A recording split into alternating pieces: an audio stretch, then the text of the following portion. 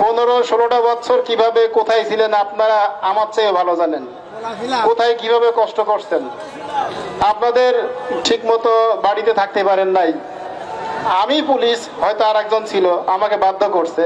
হয়তো আপনারা আমাকে দেখে বলছেন যে এ বড় বড় কথা বলে, আসলে না। আমিও ছিলাম, আমিও এরকম নির্যাতিত ছিলাম। তা নাহলে 5 তারিখের এই গণঅভ্যুত্থান না হলে আমি আজ এই থানায় বসে হতে পারতাম না। এটা আমি সবসময় বলি এবং স্বীকার করি। আপনাদের কাছে আমি বিনীত অনুরোধ করি যে আপনাদের অনেক কষ্টের পরে, অনেক ত্যাগ তিতিক্ষার পরে আজ আপনারা এই পর্যন্ত আসতে পারছেন।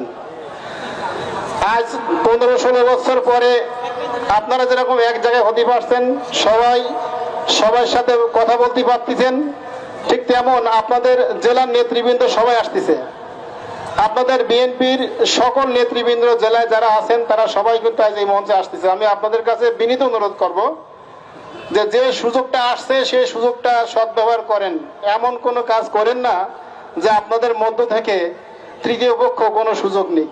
আপনাদের কাছে বিনীত অনুরোধ করি, এই প্রোগ্রামটা আপনাদেরই। আমি কেন পুলিশে আসবো? তারপরেও আমি আসলাম, আমার থানার সামনে আসতে হবে, মনও চাই আসতে।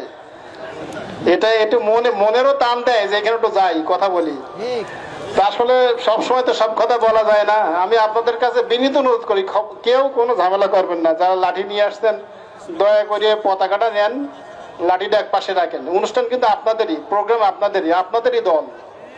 আপনারা কেউ কোনো ঝামেলা করবেন না। আমি বারবার অনুরোধ করি, কেউ কোনো ঝামেলা করবেন না, শান্তিপূর্ণভাবে হোক।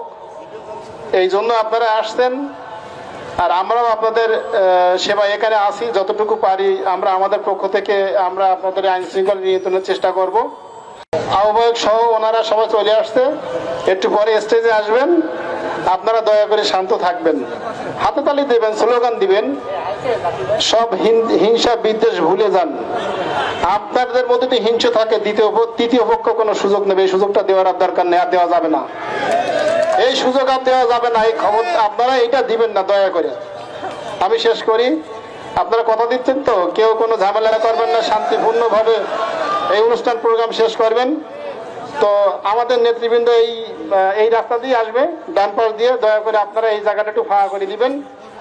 আর আবারও বলি, আমার শেষ, আপনাদের কাছে অনুরোধ করি আপনারা কেউ ঝামেলা করবেন না, শান্তিপূর্ণভাবে এই অনুষ্ঠানটা শেষ করবেন। আসসালামু আলাইকুম।